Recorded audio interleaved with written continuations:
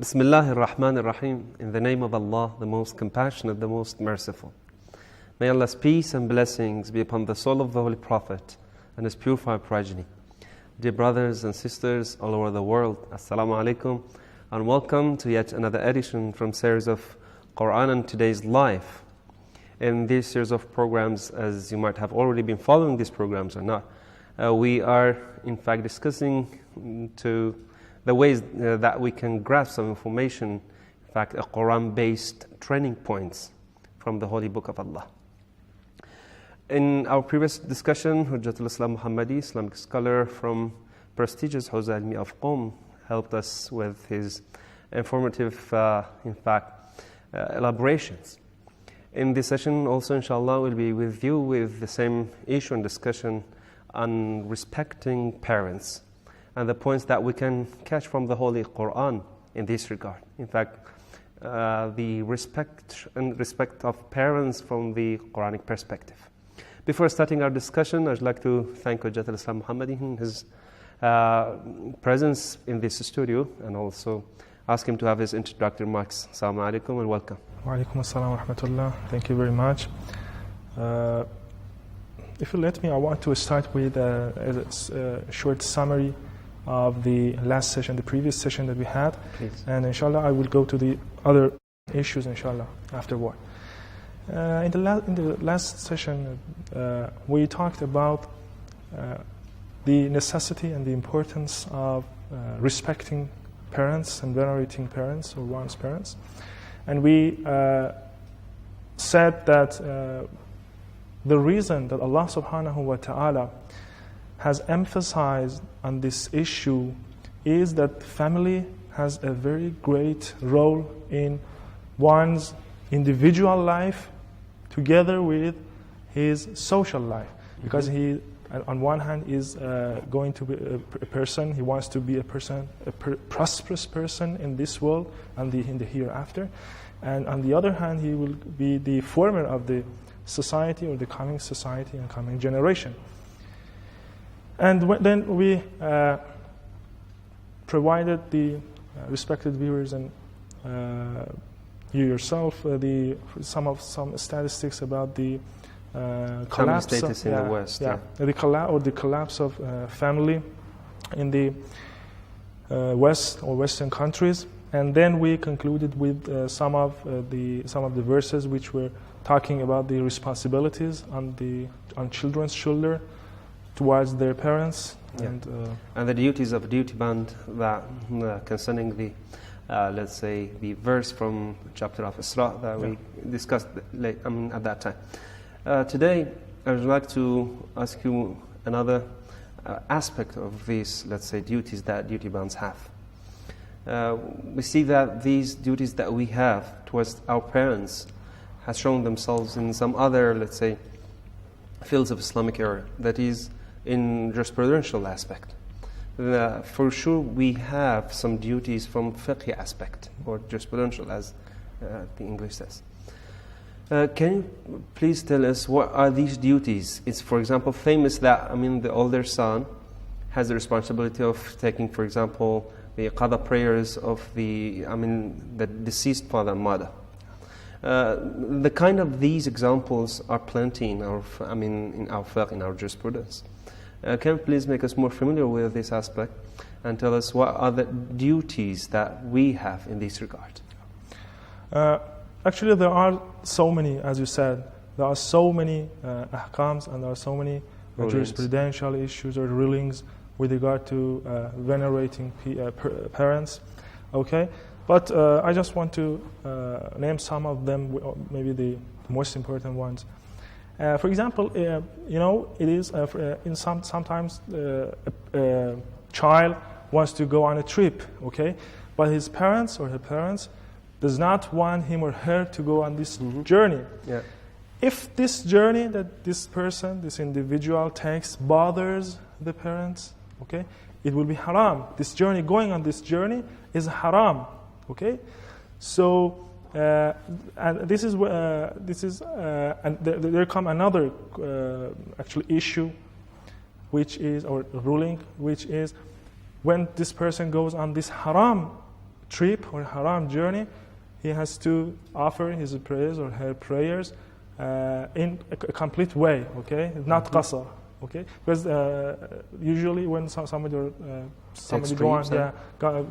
exceed the limitations, the jurisprudential limitations, that distance, for example, to 23 kilometers or something like that, it is the prayer becomes qasr, okay? But this person, because he is going on a haram trip, his prayer will not become qasr. He has to offer the prayer. Yeah. And another issue, for example, if a child wants to fast, a recommended fast, sunnah fast or mustahab fast, and his mother or his father, or maybe it's the girl, okay, her father or her mother, does not want him or her to do this fast or observe this fast, it bothers the father and mother, okay, to what? To fast. It is haram to fast for this person, for this individual. It is haram to fast. So it is not only a recommended act. It is not even. It's wajib. Yeah. So it is another. So, as for the wajib fast, it's not the case. As you know, it's not the case. Just for the recommended fasts, okay? So, if a person wants to observe a wajib fast, even though the fathers, for example, say... so, in recommended ones, you mentioned. Yeah, it's the recommended ones, yeah. And there are other issues, makruhat, disliked rulings, for example, or recommended issues about venerating parents. For example, it is makruh to walk in front of one's parents, okay? But in the night, it is quite interesting. But in night, it is not makruh. Because, for example, at that time, it was dark at night, okay?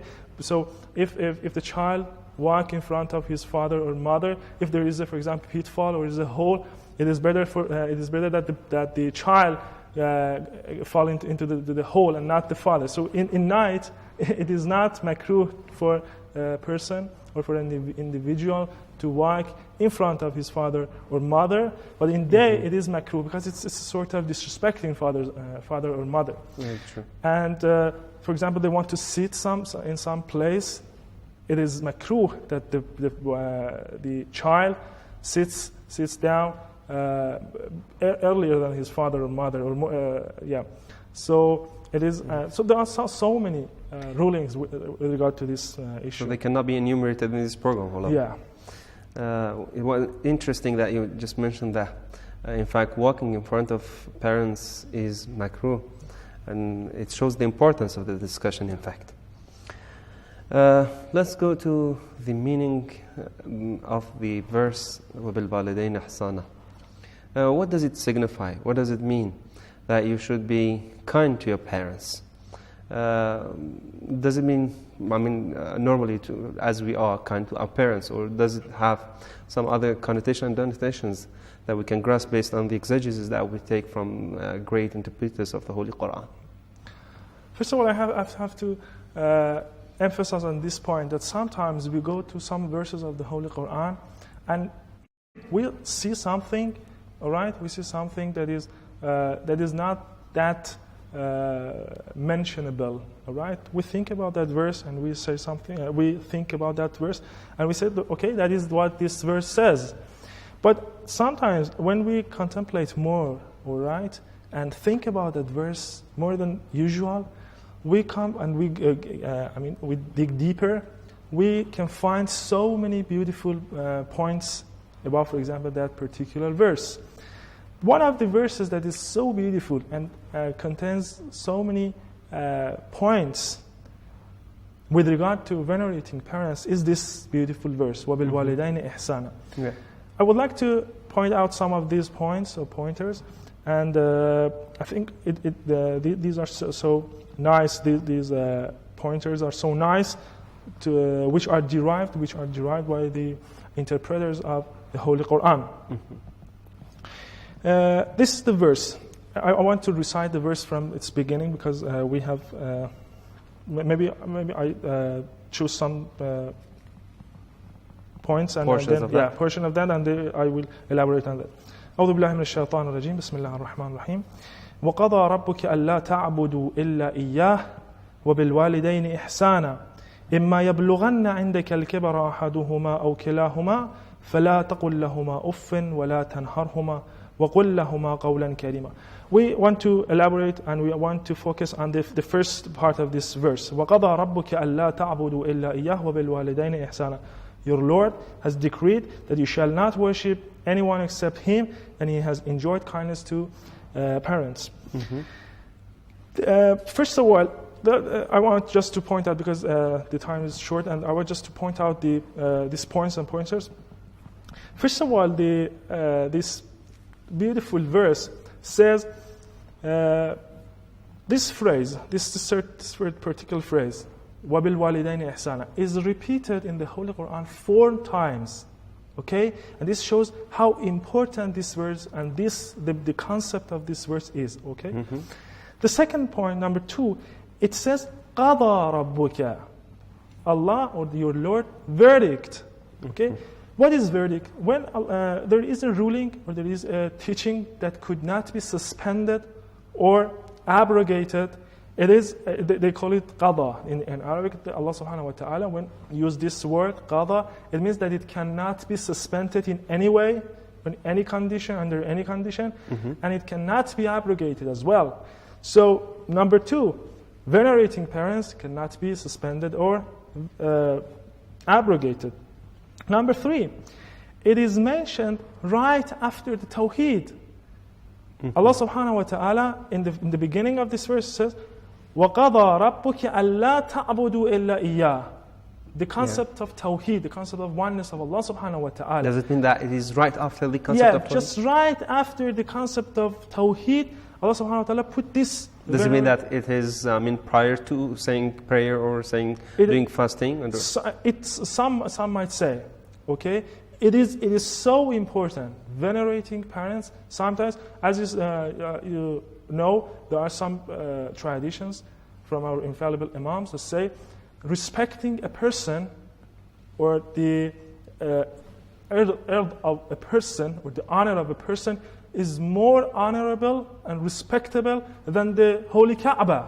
Okay, so if it is the situation for a person, for a simple person, okay, when it comes to parents, it is obvious that it can be more than that. So it is possible that we derive this understanding, So up until now, we in fact enumerated 2 or 3 points from the holy verse. 2 or 3?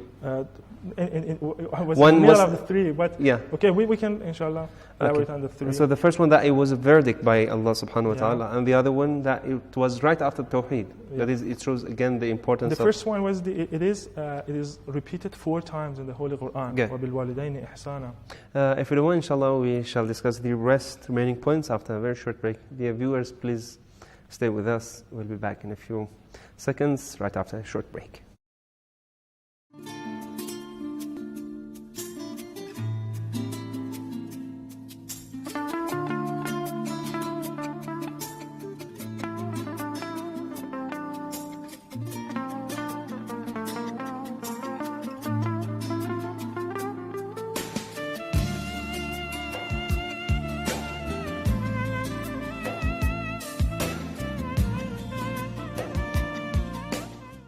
Welcome back to Quran and Today's Life and our program concerning the issue of respecting parents from a Quranic perspective. We have been discussing the issue of importance of respecting parents in this program, and we have been benefited from explanations of Hujjatul Islam Muhammadi, Islamic scholar and expert of this program. In fact, we have been talking about the verse of the Holy Quran where Allah subhanahu wa ta'ala says, وَبِالْوَالِدَيْنِ إِحْسَانًا. This notion of ihsan and kindness to the parents was discussed here. We, up until now, grasped 3 points out of this verse. The first one was that this notion was repeated in the Holy Quran for 4 times. And the other one, that this notion was exactly mentioned after the concept of Tawheed, that is the uniqueness of Allah subhanahu wa ta'ala. And the third point, that it was a verdict on behalf of Allah subhanahu wa ta'ala. And the other points that inshallah we'll be listening from the Hujjatul Islam Muhammadi to see what other points are here. Thank you very much. the fourth point, or the fourth point, the first point that we can grasp from this verse is, this verse says, وَبِالْوَالِدَيْنِ إِحْسَانًا. It doesn't say وَإِلَى الْوَالِدَيْنِ. What does it mean? What's the difference between them? Yeah, what is the difference? The difference is sometimes, for example, a person says, I have a relationship with my father, I respect my father and mother, parents, I call them through phone, okay? I mail them, or I send some flowers to them sometimes. It does not count, okay? Or at least it is not enough. Mm-hmm. Allah subhanahu wa ta'ala says you have to have this respecting action, okay, venerating directly, and not indirectly, just I have contact with my mother through phone, okay? That is not enough. Bil walidain, this ba in Arabic they call it ba'ul mubashara or ba'ul ilsaq. You have to respect your family directly, mubasharatan, okay? So it does not count if you just say some flowers to your parents or your mother or father. Then number 5, it does not say وَبِالْوَالِدَيْنِ الْمُؤْمِنَيْنِ إِحْسَانًا أو بِالْوَالِدَيْنِ الْعَادِلَيْنِ. Very important point, It is not, so because no matter what they are believers or not. Yeah, they are believers or not. Even though your parents are not Muslim, they are Christian, even though they are atheists, okay? You have to respect your parents. This is one of the I don't know what to call it, one of the glorious rulings of Islam, okay? Yeah. Your parents, sure. No matter your parents are Muslims or non-Muslims or whatever they do, even if they are fasiq, if they are sin-doer, okay? Mm-hmm. You have to respect them. Okay, if they ask you or order you to commit a sin, it is not permitted to commit a sin. Yet, at the same time, you have to keep the respect of your parents, even in this moment. For example, your father tells you that you have to break your fast. You have to refuse, okay, but in a respectful way. Not to, for example, shout at them. What do you say? You do not know anything, for example, or not something. To shout on them, yeah. So this is very important. It says just walidain wa bil walidain ihsana, not walidain mu'minain. Number 6, it does not say walidain hayyain. Okay, so whether they are alive or they're dead, you have to respect them. How can we respect our deceased parents? Somebody came to the Prophet and asked the same question. He said, nice. Could we do respectful acts after the demise of, for example, our father or mother? The Holy Prophet ﷺ answered him, yes, it is possible. You can offer prayer for him or her. You can pay his or her debts, okay? Mm-hmm. You can, for example, respect his family or his friends. You can, for example, there are some you can, for example, keep their promises, keep up their promises that they couldn't kept, okay? Mm-hmm. You keep their promises. They, for example, promise something to someone and they couldn't keep that promise. You keep up that promise. Nice. So these are the ways that we can do khairat, or we can do good actions, okay? For their sake. Yeah, for their sake, and send, for example, the rewards to our parents. Mm-hmm. So it is possible. Number 7, it says ihsan. وَبِالْوَالِدَيْنِ إِحْسَانًا, not infaq. Because some people think that it is just, for example, caring about their parents economically, okay? So just give them money if they need money. No, it is ihsan. Ihsan is more wider than just economical aspects. Mm-hmm. If, for example, a father or parents want their child to be kindful to them, okay, to be passionate and to sit together and talk to them. They do not need anything. They just want to talk with their children.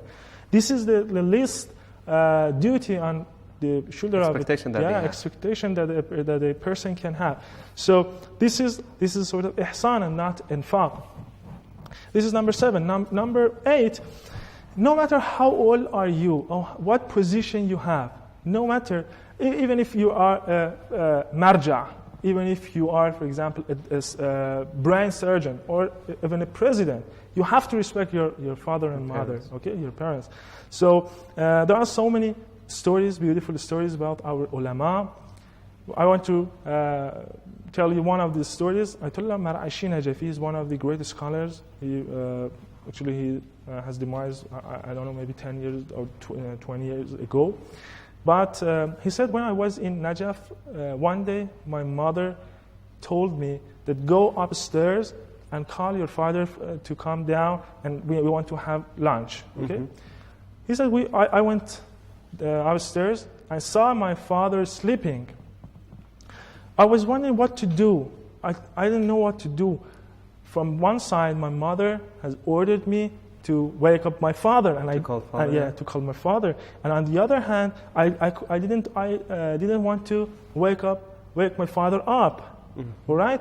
So I for a while I didn't know what to do, but I sat down and put my lips on my father's feet, and I started kissing my father's feet.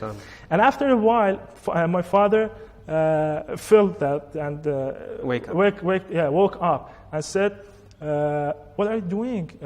Is that you, Shahabuddin?" Because his name was Shahabuddin. Is that you, Shahabuddin? And when he saw me kissing his feet, he started praying for me, and he said, "Oh Allah, keep the izzah, the honor of my child.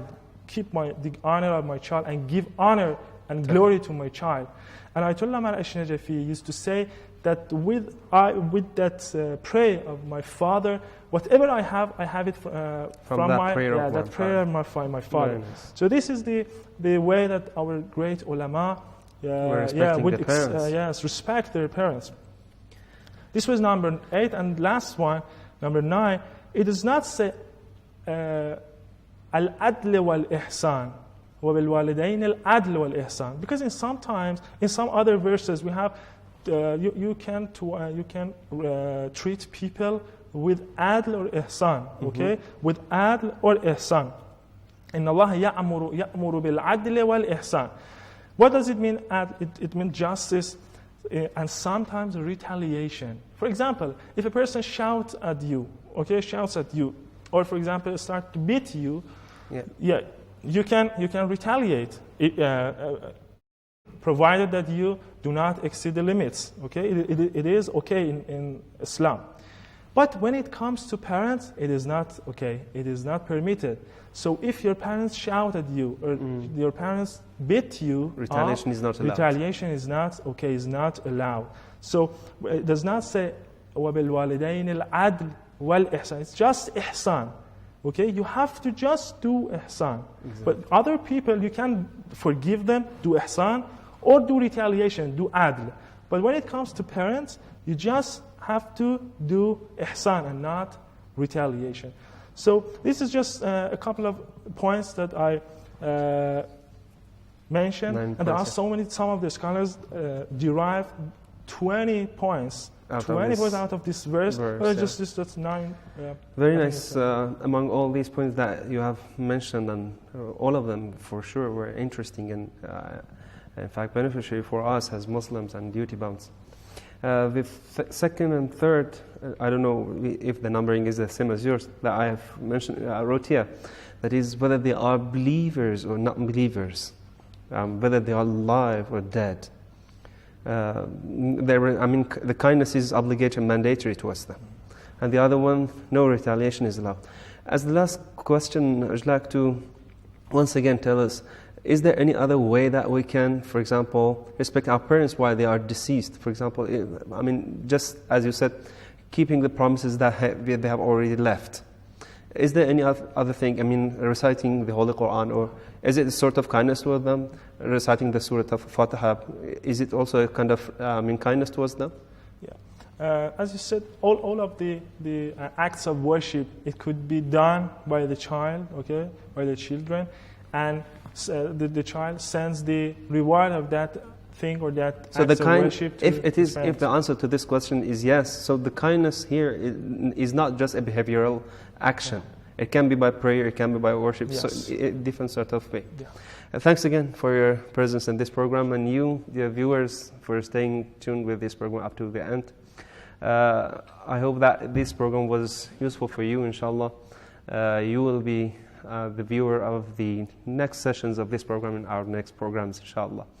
Once again, I thank you for joining this program. Wassalamu alaikum wa rahmatullahi wa barakatuh.